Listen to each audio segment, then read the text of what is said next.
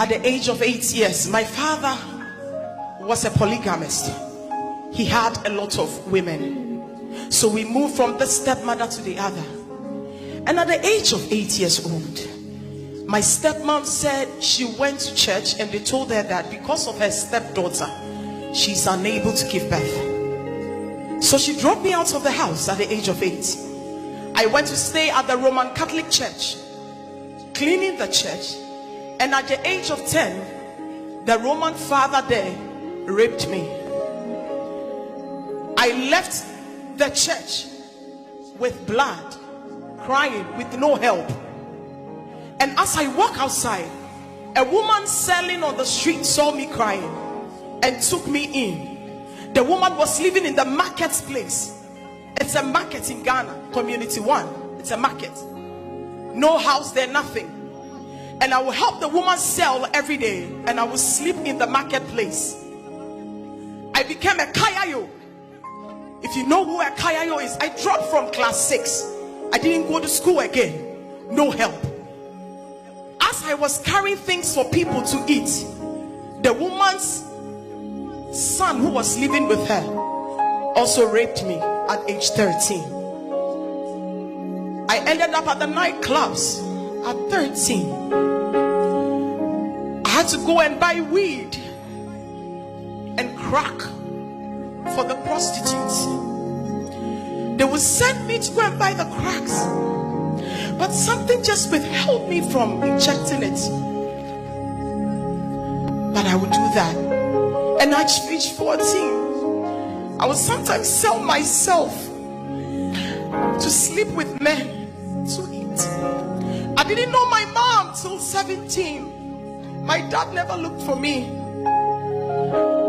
And I started dating guys upon guys. I don't want to. And one of the guys at the age of 16 I met went to Royal House Chapel on 31st December and took me. We were going to go to the nightclub. He took me to church first. And as the man of God was preaching about rapture in heaven, I gave my life to Christ. I was the only one who went forward. And Reverend Shankar looked at me and said, "You will be a star and a testimony that many will look up to." I started preaching in the trotro and buses. I would preach from Kaneshi to Santa Maria and to Awoshi. And I would get down, they would give me money to eat. While I was preaching, a lady met me in the bus and said, "Don't you go to school?" I said, "No, I don't have any education background." "Don't you work?" I said, "No, I am a marketing director for Jesus. I preach." And she said, "In my company, they are looking for a salesperson. But because you are able to influence people for Christ, I will take you there." Long story short, she took me there. I was hired as a sales representative at BHC Motors, where they sell Chrysler and Jeep.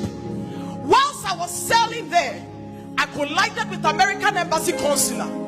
I served him, sold a car to him. 2 months later, he came back. He said, "Lady, because of your service, I want you to come and visit my country." American Embassy gave me a free diplomatic visa. I came to America with no education, but I entered into DeVry University. Listen, I dropped out from class 6 and I completed my university degree. I skipped JSS. I skipped SSS. I came to University of DeVry. I completed. I got married. I brought a woman to my house, and the woman took over my marriage, and I became homeless. I ended up on the streets of America, sleeping under the steps. I took a whole bottle of paracetamol that was brought to me that I should die. The government took my children from me. The nanny took over my house. She's the stepmother of my family now. They took my kids. I was back on the streets again. 2017, but I took the medicine that God, if only you will let me die. Why should I struggle like this? It's not my fault that I came to the world. I was there and I collided with another CEO. He looked at me and said, "What do you do?" I said, "I don't have anything. I only have university graduate degree." He said, "I'm hiring you in my company as an auditor." I didn't have any background in auditing. They hired me as IT auditor. I worked. Long story short, today I own my own big home. I can buy anything I want to buy. I work for the US government. I am an IT manager. Listen to me. I can buy anything I want to buy. Why am I sharing this? It is not of him that willeth or of him that runneth, but it is the Lord that showeth mercy.